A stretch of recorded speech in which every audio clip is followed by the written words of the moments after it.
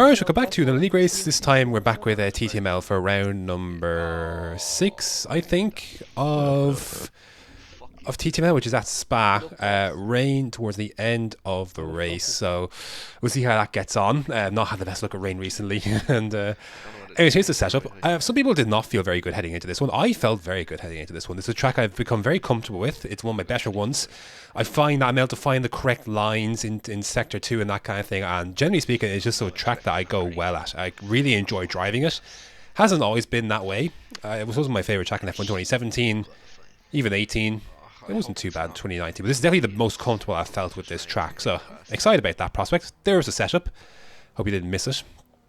Here is qualifying. Here's my quickest time, I think.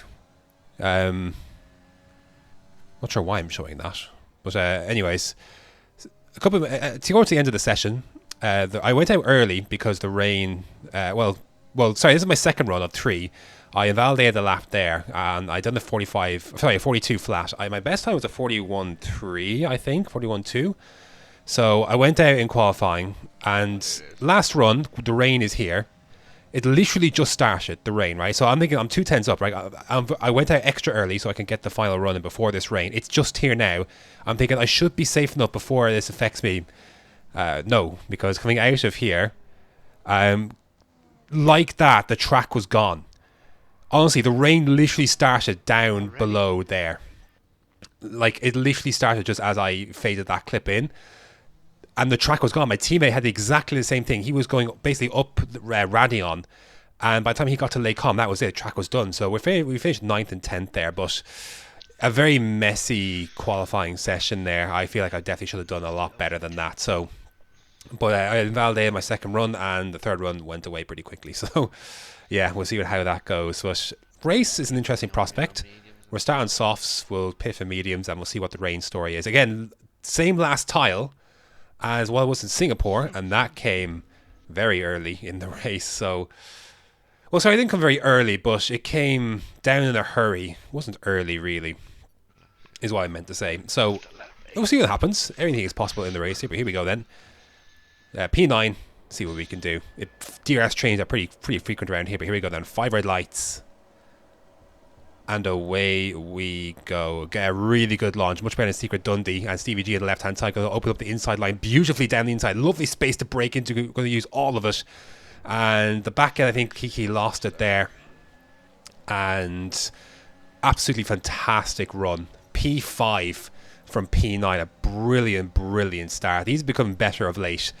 And honestly, yeah, really happy with that start. We're going to settle in here to P5.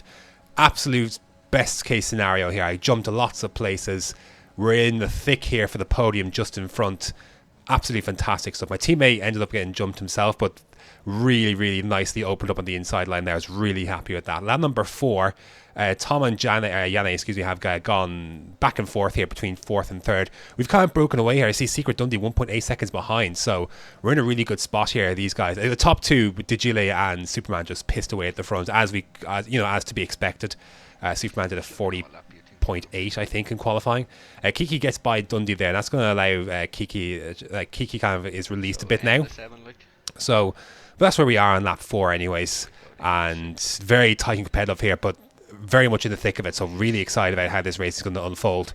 So, anyways, moving on to lap number 6. Again, Tom, Yanni, they're very close there. And Tom's going to lose it coming out of No Name into the barrier, loses the part of the front wing, so we get by there. So we're up to P4 then.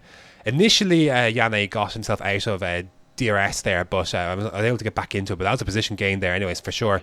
And that part of the track, I was hoping Tom might bottleneck some of those guys up with the damage, but he pits anyways. And I'm going to pit too. Going to undercut Yanni here into, well, if we're trying to try and undercut him. So the key thing that happened here the lap before is Williams out spun at Puon, which was Langfell. Langfell started on mediums, but it meant by the time we emerged here, I'm only just in front of him, and he's yet to stop. So we're not really fighting for position, but we are now, because I've emerged at the worst place he could possibly emerge. This is just in front of him, heading up the hill, and he's too close. I tried to use as much ERS as I felt comfortable using, but I knew I wasn't going to be able to defend this. So Langfell's going to go through here. This is a disaster because I'm trying to undercut Yanne. Stevie G is just behind as well, and he has made his stop. I almost ran into the back of Langfell there, so I had to get out of it. I got myself a warning. We end up getting a second warning before the lap is even done, coming out of Stavolo. So Stevie G is right behind me there, my teammate right behind me too. So this is bad because I want to undercut Yanne, and again, lap 8, we're stuck, absolutely stuck behind him, and I can't do anything about it because his mediums aren't that old. So he's just out of position, like because he spun at Pouan. So this is a disaster. There's Yanne, he's out on soft, so he's gone soft, hoping for the rain to come very early, and he's out in front. So I don't know if I would have jumped him, but definitely compromised on that outlap because Langfell in front there. Langfell's going to have DRS in front of him, but it's not even him that I'm going to worry about because Stevie G is going to be coming right at me. So this is gone from good to not bad, but less than ideal in a very short space of time. Stevie G is going to. I have no defense for that. So yeah, I have 2 warnings now. I have lost a position. Undercut didn't work out. It's been a disaster. A few laps. Lap 9, Stevie G is trying to overtake Langfell himself, going on to lap 10. Brakes very early to approximate the car in front. I completely misjudged it. Slam into the back of Stevie G and break my wing pretty badly there. I understand Stevie G who had to brake extra early for the car in front because he was having trouble getting by Langfell as well, as was I. So I thought I broke early enough, but clearly wasn't even close. So I'm in a very bad spot here now. This race has gone upside down very, very quickly. From contending for a podium, I have no idea what's going to be possible here now. Weather is in 10 minutes still. So anyways, there goes Kiki. And then Tom obviously has pitched himself and obviously changed his wing. And he's right behind me now as well. So the race has gone from, again, from my own fault this time now. It's gone from looking very good to looking pretty dodgy. So I was actually debating where to come in this lap. I decided to stick it out one more lap because I was like, I have to come into the pits. I can't deal with this to the end of the race. I want to go one lap longer as Tom's going to go up the inside here. I just understeer and very opportunistic there. The difference of speed could have really been dangerous there, but I'm looking from behind. I don't know. I'm sure it was fine. I wanted to go one more lap though at least, so at least I could try and stretch a set of softs to the end or the rain. Thankfully, this was a massive slice of luck in my favour. Absolutely fantastic stuff. Absolutely brilliant. I needed that safety car so badly. I'm so glad I didn't pit the lap before because I wouldn't have lost a ton more positions, but I would have lost positions nevertheless. So thankfully now, this is excellent. Now it does mean the medium runners got a very good hand here as well. But the key thing for me is that just get back with the pack on good tyres, and we'll see what the dice rolls from there. You know, I've got no pens. Pens are kind of begin to emerge around me. So hopefully we can make something of this race. But something from nothing basically has now happened in my favour this time. So unlike the other times like Canada and what was the other one that got away from me? I can't remember. But where a safety car would have really helped. Now we get that safety car this time. So thankfully, I'm not in a great track position. I'm in P13 with De Gilly behind me, but still, we're there. You know, we can be close with the pack. If anything happens, you know, we're gonna be close enough. We got no penalties. A couple of guys in front do have penalties, so it could be a lot worse. So yeah, this is part of the race where things really kind of got fun because again, this race kind of got away from me. But started having. You're going to see kind of the amount of battles we got ourselves involved in here really helped frame the narrative of this race for me. So I reacted very poorly there. Very, very poorly. And not that I was going to be overtaking Langfell immediately, but De Gilly is behind me. So we're going to be going through some super speed stuff here in a sec. So, fair warning. But a safety car restart, nothing really mad doing. Some of these guys I know I'm genuinely top 5 pace around this track here in this division today. So we're going to try and get by some of these guys in front who wouldn't be as quick. I thought I had done enough to deter De Gilly from having a go here, to be honest. I didn't think he was going to go for it, but he sent it down the inside. Wasn't very impressed by that because that could have, both of those moments there, the turn in on the right and then sweeping back to the left, could have easily either damaged my wing or spun me round. And he sent that knowing he's quicker than me. And he just sent that to try and get through me. So I wasn't very impressed with that, but thankfully we emerged free from it. He's going to try and have a go then at, again, he's wasting no time to send one down the inside of Atlas Scopo there. So He can't get that done there. He's desperately trying, and eventually gets by. Atlas Coppo's runs compromised, and I'm going to try and sneak through here as well. Problem is, Atlas is going to have the slipstream because he's right behind the toe of that car. So I have to try and use a bit of overtake. I'm going to try to hang around the outside here. I do. Almost touched the back of De Gile there. This is tense stuff. This is high pace, high action stuff. On the outside of De Gile, leaves just enough of space to get through, and we do at least keep the position there ahead of Stinna, who's got by Atlas Coppo as well. So exciting stuff. Again, this is all as the weather is beginning to get closer to rain. We don't know when this is going to come, but it hasn't come yet. I thought with a safety car would have come even earlier, but no, we're still going. Lap 16. We're still going. Flores is next on the list here. I need to get by him. See Langfell and De Gile going at, then Langfell's just been overtaken. So again, I need to try and get this done soon, because I've got this felt like F3 in a sense, whereas like if you don't pass, you are going to be overtaken. And Stinnet was all over my rear end. Sean had very good pace at this phase of the race as well, so I knew I had to get a move on here, because if it's not me overtaking, I'm the one going to get overtaken. So I'm going to try and get this. Again, this is a historically bad place to overtake, but because Langfell's quite close, I would have DRS if I got past Flores. So I try and go around the outside here and down the inside again. I almost cut the corner there. Because of that very poor run out of that corner, it does put Langfell out of DRS. And I think I would have had it had I had a better exit of turn 1 there. I was additionally within 9/10 there, but then now it's turned into a bad situation where I don't have DRS to the cars in front. So now Vlares will immediately try and get by once again, and he's going to, because he's got that DRS. So yeah, again, I thought I had it decently well, but the really poor run out of that bus stop chicane compromised me where I didn't have DRS, so that's why that move didn't stick that time around. But so we'll try and go again.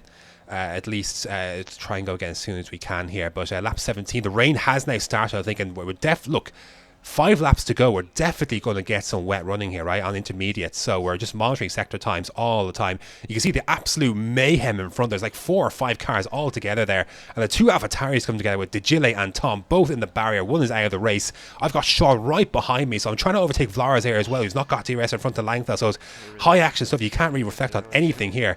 And I've got Shaw on my left hand side. I've got the DRS on Vlares front. Trying to pick up the toe without squeezing or making contact with Sean. We're going 3 wide here into Lake Com. Down the inside.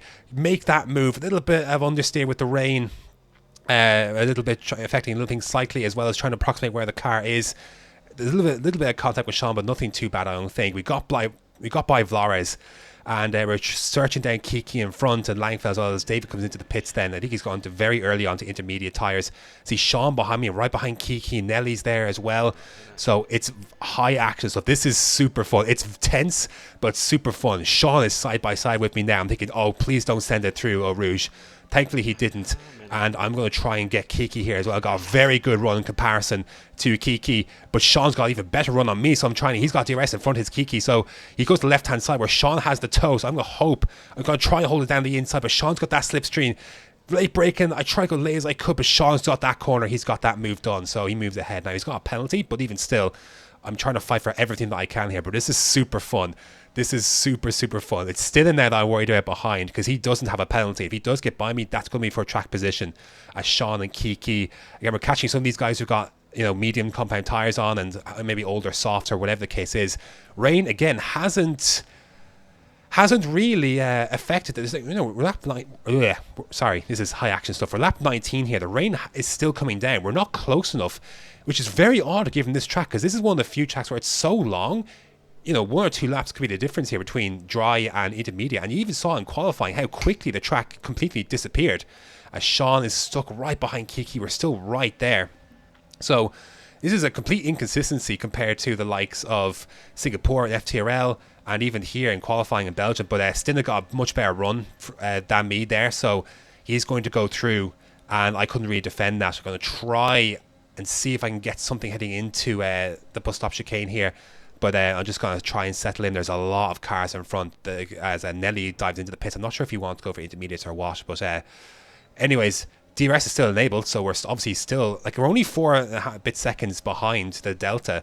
And that's with fighting cars. So, we're not there for intermediate tyres. I was debating where to come in end of lap 21 if the track was there, but that ended up not being the case. Lap 22, final lap of the race. Stinna is still in front there. Sean's got the gap to the penalty there. And I knew this is what I hadn't been able to get by Stinner that previous lap, but this I was definitely much closer coming out of La Source than I had done before. So this is my big chance. I know it is. He's not got a penalty. This is for legit track position on the last lap. The track is basically at intermediate stage now. I've got DRS still, though. It's still not been disabled.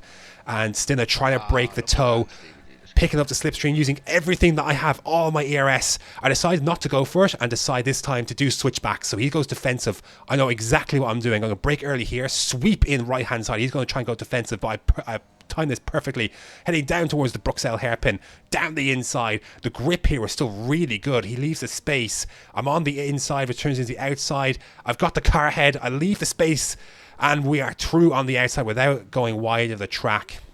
He lost the back end there coming into No Name there, which is why he was so far behind. There's no contact.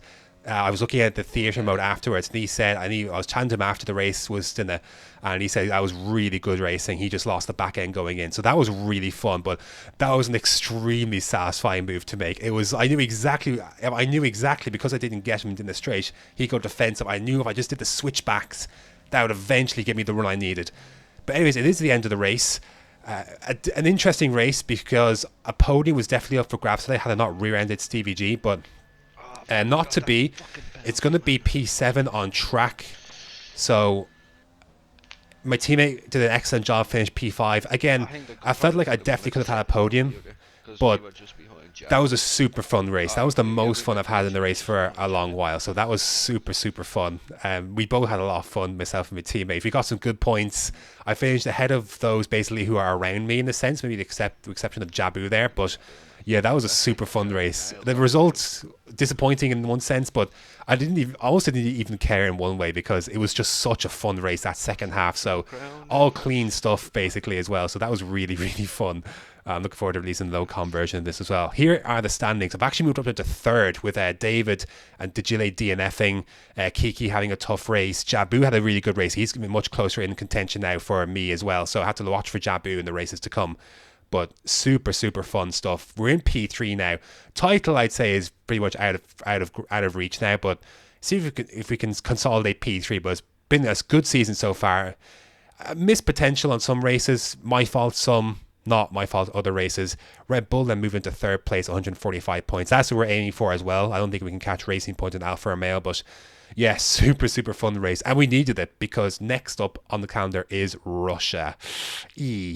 Not exactly a great one, but a really fun race, this one. Carrying that optimism into the next round. So yeah, thanks very much for watching, and until next time.